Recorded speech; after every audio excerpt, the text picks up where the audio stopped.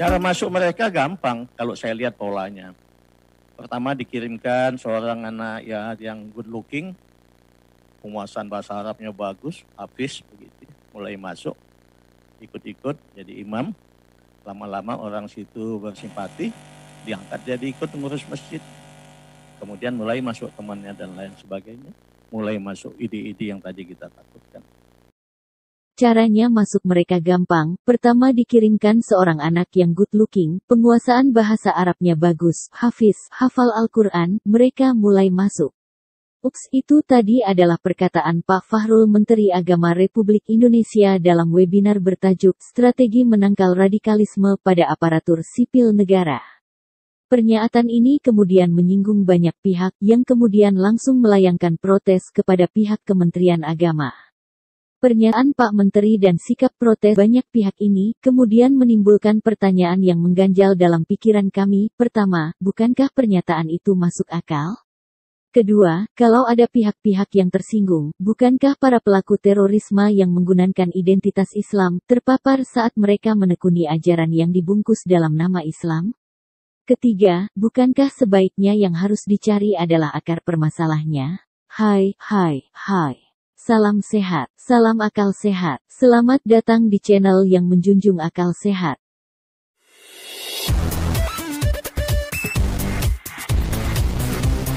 Menteri Agama Fahrul Razi membeberkan cara masuknya kelompok maupun paham-paham radikalisme ke masjid-masjid yang ada di lingkungan pemerintahan, BUMN, dan di tengah masyarakat. Salah satunya dengan menempatkan orang yang memiliki paham radikal dengan kemampuan keagamaan dan penampilan yang tampak mumpuni. Caranya masuk mereka gampang. Pertama dikirimkan seorang anak yang good looking, penguasaan bahasa Arabnya bagus, hafiz, hafal Al-Quran, mereka mulai masuk, kata Fahrul dalam webinar bertajuk Strategi Menangkal Radikalisme pada Aparatur Sipil Negara, di kanal YouTube Kemenpan RB. Fahrul menyatakan orang itu pun perlahan-lahan bisa mendapatkan simpati dari para pengurus dan para jemaah masjid. Salah satu indikatornya, orang tersebut dipercaya menjadi imam hingga diangkat menjadi salah satu pengurus masjid. Setelah mendapatkan posisi strategis tersebut, lanjut Fahrul, orang itu mulai merekrut sesama rekan-rekannya yang memiliki pemahaman radikal lainnya masuk menjadi pengurus masjid. Lalu masuk teman-temannya, dan masuk ide-idenya yang kita takutkan, kata dia. Saya pernah salat Jumat di masjid milik kementerian, saya terkejut, saya WhatsApp ke menteri yang bersangkutan, Bu, bahaya sekali, kok salat Jumat di situ khotbahnya menakutkan banget, kata Fahrul tanpa merinci kementeriannya. Apa yang dialami Pak Menteri Agama tadi soal ceramah yang radikal itu bukanlah di gereja, warung kopi atau di sarang kelompok teroris loh, tapi dalam masjid milik Kementerian Republik Indonesia lagi. Apa yang kami bisa maknai di sini? Yang kami bisa maknai di sini adalah, bukankah sumber atau referensi khotbah atau ceramahnya adalah kitab suci umat Islam yang bernama Al-Quran? Bukankah ada puluhan ayat yang tertulis jelas dalam Quran yang sangat berpotensi menyulut paham radikal tindakan terorisme? Seperti yang telah kami urai dalam video-video kami sebelumnya. Di mana walaupun banyak kalangan mengkanter ayat-ayat itu untuk konteks perang zaman Nabi, tetapi tidak akan bisa menangkal makna dari ayat-ayat tersebut yang jelas kata per katanya. Karena banyak orang kemudian bertanya termasuk saya, bukankah ayat-ayat itu sebagian besar tidak menunjukkan batas waktu dan kondisi? Lanjut, pernyataan Pak Menteri kemudian diklarifikasi oleh Dirjen Bina Masyarakat Islam, Kementerian Agama, Kemenak, yaitu oleh Bapak Kamarudin Amin. Dia menjelaskan pernyataan Menteri Agama Fahrul Razi soal penetrasi radikalisme lewat sosok good looking itu hanya ilustrasi, kata Kamarudin dalam keterangan resminya. Jika dalam ayat-ayat Quran terdapat ayat-ayat yang memiliki makna yang dapat diartikan perintah dan ajakan untuk berperang, melakukan tindakan kekerasan kepada sesama manusia, bahkan jumlah ayatnya puluhan seperti yang sudah ditampilkan pada video-video kami sebelumnya, sebaliknya dalam Alkitab justru berkata lain. Di bagian utara Irak, dekat kota Mosul, terdapat reruntuhan kota Niniwe yang megah. Ini adalah ibu kota Imperium Assyria kuno. Saat kota itu sedang berada dalam masa kejayaannya, Alkitab menubuatkan bahwa Allah akan menjadikan Niniwe tempat yang tandus dan telantar.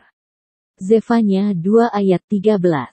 Ia akan mengacungkan tangannya terhadap utara, akan membinasakan Asyur, dan akan membuat Niniwe menjadi tempat yang sunyi sepi, kering seperti padang gurun. Aku akan menjadikan engkau tontonan, kata Allah. Alasannya, Niniwe adalah kota penumpahan darah. Nahum 1 ayat 1, 3 ayat 1 dan 6. Celakalah kota penumpah darah itu.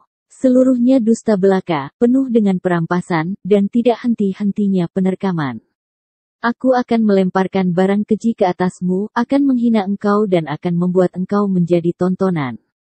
Orang yang suka menumpahkan darah. Sangat Tuhan benci, kata Mazmur 5 ayat 6, engkau membinasakan orang-orang yang berkata bohong, Tuhan jijik melihat penumpah darah dan penipu. Reruntuhan Niniwe membuktikan bahwa Allah bertindak sesuai dengan perkataannya. Kekerasan berawal dari musuh utama Allah dan manusia, yaitu setan si iblis. Yesus Kristus menyebut dia pembunuh.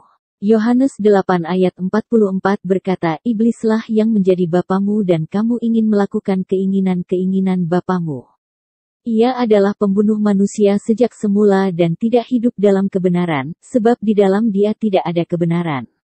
Apabila ia berkata dusta, ia berkata atas kehendaknya sendiri, sebab ia adalah pendusta dan bapa segala dusta. Selain itu, karena seluruh dunia berada dalam kuasa si fasik, sikap orang-orang pada umumnya mencerminkan karakter si fasik. Ini terlihat dari sikap orang-orang yang sangat menyukai film kekerasan. 1 Yohanes 5 ayat 19. Kita tahu bahwa kita berasal dari Allah dan seluruh dunia berada di bawah kuasa si jahat. Untuk menyenangkan Allah, kita harus membenci kekerasan dan mengasihi apa yang Allah kasihi. Nah, jelas bukan, bahwa ayatollah dalam Quran adalah sumber yang sangat berpotensi untuk membangkitkan kekerasan, pembunuhan dan tindakan terorisme kepada orang-orang yang benar-benar menekuni Quran dengan puluhan ayat-ayat kekerasan. Sebaliknya Alkitab mengajarkan untuk membenci kekerasan.